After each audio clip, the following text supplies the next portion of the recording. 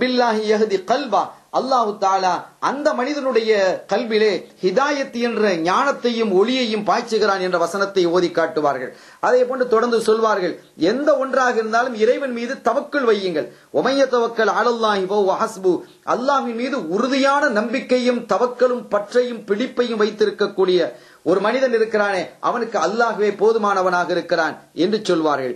அதே போன்று அடியார்களுடைய விஷயத்தில் சொல்லும் பொழுது, யாராவது உங்களிடத்திலே கடன் கேட்டால் அவங்களுக்கு நீங்க என்ன செய்யுங்க, அழகான கடனாக கொடுங்க. நீங்க கடன் கொடுத்து உதவுங்கள். மந்தல்லதி யுக்ரிதுல்லாஹ கர்தன் ஹஸனன் ஃபயுதாயிஃபஹு லஹு அத்ஆஃபன் கதீரா. அப்படி நீங்கள் உண்மையிலே தேவை உடையவர்கள், உண்மையிலேயே ஹாஜத் உடையவர்கள், அவர்கள் உங்களிடத்திலே வந்து உங்கள் கடன் கேட்டால் அவர்களுக்கு அந்த கடனை நீங்க என்ன செய்யுங்க, கொடுங்க. அந்த கடன் என்பது அல்லாஹ்வுக்காக கொடுக்கக்கூடிய கடன். அப்படி நீங்கள் கொடுக்கும் பொழுது அதை அல்லாஹு தஆலா உங்களுக்கு பன்மடங்காக ஆக்கி தருகிறான். வேறு விதத்திலே அல்லாஹு தஆலா உங்களுக்கு பாக்கியமாக்கி தருகிறான் என்று அவர்கள் சொல்லுவார்கள். அதே போன்று இறைவனிடத்திலே நீங்கள் அடிக்கடி கேட்டுக்கொண்டே இருங்கள், கேளுங்கள். ஃபைதா ஸஅலக இபாதி அன்னி ஃபஇன்னி கரீப் உஜீபு தஅவத்தத் தாஇ இதா தஆன் என்ற வசனத்தை அவர்கள் அடிக்கடி ஓதி காட்டுவார்கள். நாயகமே ஸல்லல்லாஹு அலைஹி வஸல்லம் அவர்களை பார்த்து அல்லாஹ் சொல்லுகிறான், என்னை பற்றி என்னுடைய அடியார்கள் உங்களிடத்திலே கேட்பார்களேயானால் நான் அவர்களுக்கு அருகாமையிலே இருக்கிறேன்.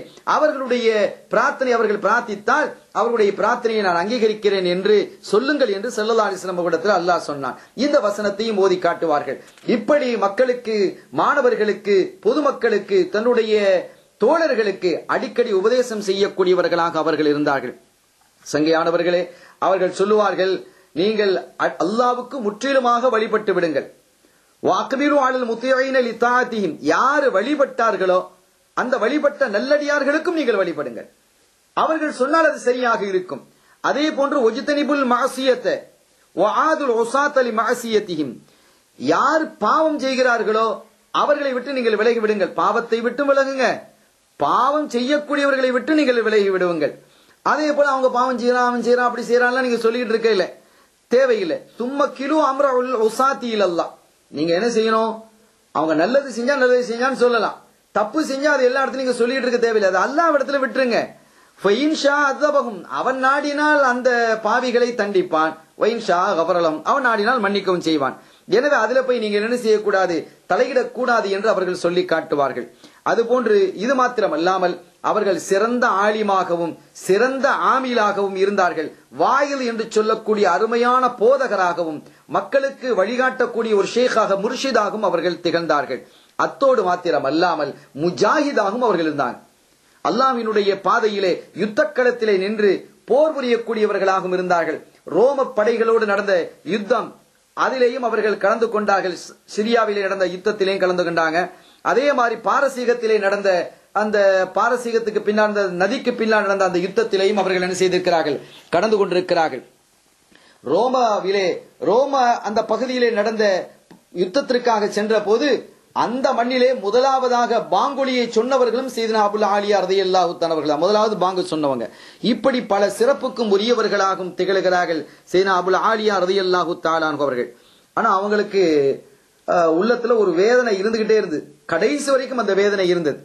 நாம் ஸல்லல்லாஹு அலைஹி வஸல்லம் அவர்கள் வாழ்ந்த காலத்திலே ஹயாத்தாக இருந்தும் கூட அவர்களை சந்திக்கக்கூடிய பாக்கியம், அவர்களை ஏற்றுக்கொள்ளக்கூடிய பாக்கியம் நமக்கு கிடைக்காமல் போய்விட்டதே என்று அடிக்கடி அவர்கள் நொந்து கொள்வார்கள், தன்னுடைய வேதனை அடைந்து கொள்வார்கள்.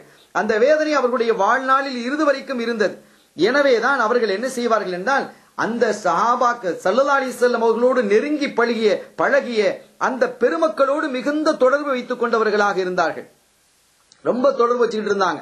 ஏன்னா ஸல்லல்லாஹு அலைஹி வஸல்லம் அவங்களோட பழகுனவங்க, அவங்களுடைய கை உங்க கையில பட்டிருக்கும், அவங்களுடைய ஆடை உங்க ஆடையில பட்டிருக்கும், எத்தனை முறை அவங்களுடைய கண் அவங்கள பார்த்திருக்கும் என்றெல்லாம் நினைத்து அந்த சஹாபிகளோடு அதிகமான நெருக்கத்தை வைத்துக் கொண்டார்கள். இதன் காரணத்தினால் இந்த சஹாபிகளும் அவங்களை ரொம்ப நேசிக்க ஆரம்பித்தார்கள். அவர்களும் அதிகமாக நேசிக்க ஆரம்பிச்சாங்க.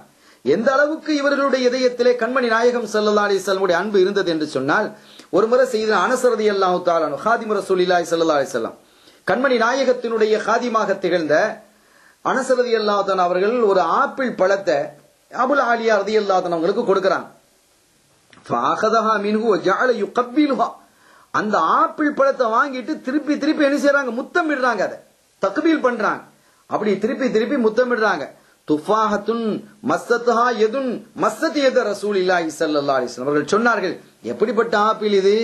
இது ஒரு கை அதை தொட்டது. அனஸ் ரலியல்லாஹு அன்ஹு, அந்த கை சய்யிதுனா ஸல்லல்லாஹு அலைஹி வஸல்லம் உடைய கரத்தை தொட்டது. கண்மணி நாயகத்தினுடைய கையை தொட்ட ஒரு கை தொட்ட ஆப்பிள் பழம் அல்லவா? இந்த ஆப்பிள் பழத்துக்கு எவ்வளவு பெரிய பாக்கியம் இருக்கும் என்று அவர்கள் சொல்வார்கள். துஃபாஹத்துன் மஸ்ஸத்ஹா யதுன் ஹலியத் பி மஸ்ஸி ரசூலில்லாஹி ஸல்லல்லாஹு அலைஹி வஸல்லம். ஸல்லல்லாஹு அலைஹி வஸல்லம் அவர்களினுடைய கைப்படுவதற்கு பாக்கியம் பெற்ற அனஸ் ரலியல்லாஹு தஆலா அன்ஹு அவர்களுடைய கரம்பட்ட பாக்கியமான ஒரு ஆப்பிள் பழம். மற்ற ஆப்பிளுக்கு இந்த ஆப்பிளினுடைய சிறப்பு இல்லை என்பார்கள். அப்படிப்பட்ட அதை சுற்றி சுற்றி முகரக்கூடியவர்களாக செய்தனா அபுல் ஆலியா ரலியல்லாஹு தஆலா அவர்கள் இருந்தார்கள். அருமையானவர்களே, பின்னால சையதுனா அலி ரலியல்லாஹு தன்னுடைய ஆட்சி காலத்துல சையதுனா இப்னு அப்பாஸ், அப்துல்லா இப்னு அப்பாஸ் ரலியல்லாஹு தஆலா அன்ஹுமா அவர்களை அலிநாயகம் ரலியல்லாஹு தஆலா பஸ்ராவினுடைய கவர்னராக நியமிக்கிறார்கள். அவர்களிடத்துல நிறைய படிச்சிருக்கிறாங்க அபுல் ஆலியா ரலியல்லாஹு தஆலா அன்ஹு அவர்கள். ஒரு கட்டத்துல இப்னு அப்பாஸ் ரலியல்லாஹு தஆலா அவர்களோடு ரொம்ப நெருக்கமாக இருந்தார்கள். அவங்க ஒரு மஜ்லிஸ்ல அமர்ந்திருக்கும் பொழுது அபுல் ஆலியா வர்றாங்க. அப்போ குறைஷி தலைவர்கள், முஸ்லிமான குறைஷி தலைவர்கள் நிறைய பேர் இருக்கிறாங்க, பெரிய அதிகாரிகள் எல்லாம் இருக்கிறார்கள், அமீர்கள் எல்லாம் அங்க இருக்கிறார்கள். அப்படி இருக்கும் பொழுது சீனா அபுல் ஆலியா ரலியல்லாஹு அன்ஹு அங்க வர்றாங்க. வந்ததும் தனக்கு அருகிலேயே சீனா இப்னு அப்பாஸ் ரலியல்லாஹு தஆலா அன்ஹு அவர்கள் அபுல் ஆலியாவை உட்கார வச்சுக்கிறாங்க. அங்கிருந்த குறைஷி தலைவர்கள் தன்னுடைய கண்ணால அப்படி ஜாட காட்டுறாங்க. பாருங்க, அவரை உட்கார வச்சுக்கிட்டாங்க, நாம குறைஷிகளா இருக்கிறோம், லீடரா இருக்கிறோம், இவரு யாரு? ஒரு முஸ்லிம் அல்லாத மஜூசியாக இருந்தவர், அப்படி வந்தவர் இவர் கண்ணியப்படுத்துகிறார்கள் என்றெல்லாம் அவர்களுக்குள்ள கண்களாலும் மெதுவாக ரகசியமாகவும் பேசிக் கொண்டார்கள். இந்த வார்த்தை சீனா இப்னு அப்பாஸ் ரலியல்லாஹு தஆலா அவர்களுடைய காதுல விழுந்தது. அவங்க சொன்னாங்க, இன்னல் இல்ம யஸீது ஷரீஃப ஷரஃபன்.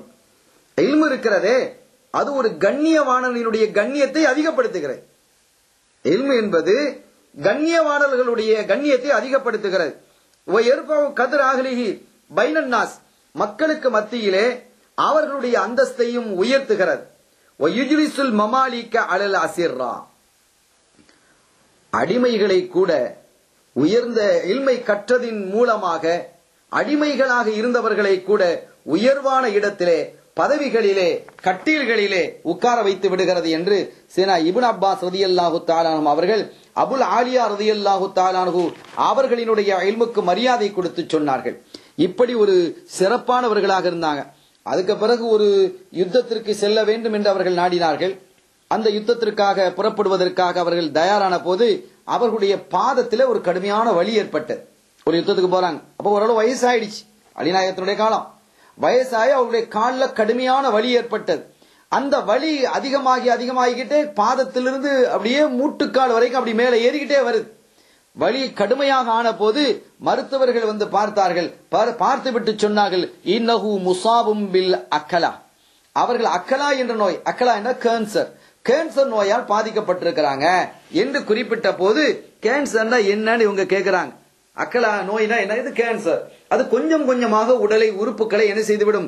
அரித்து விடும், சாப்பிட்டு விடும் என்று அந்த நோய் சொன்னார்கள். அதற்கு பிறகு அவர்களுடைய காலை வெட்டி எடுக்க வேண்டிய நிலை ஏற்பட்டது. அப்படி ஏற்பட்ட போது அதற்கு மயக்க மருந்து அது இதெல்லாம் கொடுக்கறதுக்கு சொன்னாங்க. அபுல் ஆலியா ரலியல்லாஹு தஆலா அவர்கள் என்ன செய்து விட்டார்கள்? மறுத்து விட்டு சொன்னாங்க, எனக்கு அருமையான ஒரு மருந்து இருக்கு, அந்த மருந்தை எனக்கு கொண்டு வாங்க, அதுதான் எனக்கு சரி வரும், நீங்க தர மருந்து நான் உட்கொள்ள மாட்டேன் என்று சொல்லிவிட்டார்கள். என்ன மருந்து கேட்டாங்க? அருமையாக குர்ஆனை ஓதக்கூடிய காரிகளை கொண்டு வந்து எனக்கு முன்னால் வைத்திருங்க, அவங்க ஓதிக்கிட்டே இருக்க, நீங்க வெட்டி எடுங்க, பிரச்சனை இல்லை. குர்ஆன் ஷரீஃபை அவர்கள் ஓதிக்கொண்டே இருக்கட்டும், நான் என்ன செய்கிறேன், நான் அதை கேட்டுக்கொண்டே இருப்பேன் என்றார்கள். அப்படியே என்ன செய்யப்பட்டது? குர்ஆனை ஓதப்பட்டது. குர்ஆன் ஓத ஓத அவர்களினுடைய பாதத்தை வெட்டி எடுக்கப்பட்டது. அங்கே அவர்கள் அமைதியாக இருந்தார்கள். அருமையான பெருமக்களே, குர்ஆனை ஓதும் பொழுதே இரையச்சம் மிகுந்த வசனங்களை கேட்கும் பொழுதெல்லாம் அவர்களுடைய முகம் சிகந்து போய்விடும், அந்த பயத்தால், அச்சத்தால். அந்த அடிப்படையிலே அதுபோன்ற வசனங்களை ஓதப்பட்டது. அவர்களுடைய முகம் சிவந்தது, காலும் வெட்டி எடுக்கப்பட்டது. இப்படிப்பட்ட, ஆனால் அவர்கள் சொல்லுகிறார்கள், எந்த ஒரு வேதனையும் நான் உணரவில்லை என்று அவர்கள் குறிப்பிடுகிறார்கள். ஹுப்புல்லா, இறைவனுடைய அன்பு என்னை இதை விட்டும், பர்து ஹுப்பில்லா, அல்லாஹ்வுடைய அன்பிலே இருக்கக்கூடிய குளிர்ச்சி இந்த வேதனையிலே இருக்கக்கூடிய சூட்டை விட்டும் என்னை திருப்பி விட்டது என்று அவர்கள் குறிப்பிட்டு காட்டினார்கள். குர்ஆனை முழுமையாக ஓதக்கூடியவர்களாக அவர்கள் இருந்தார்கள்.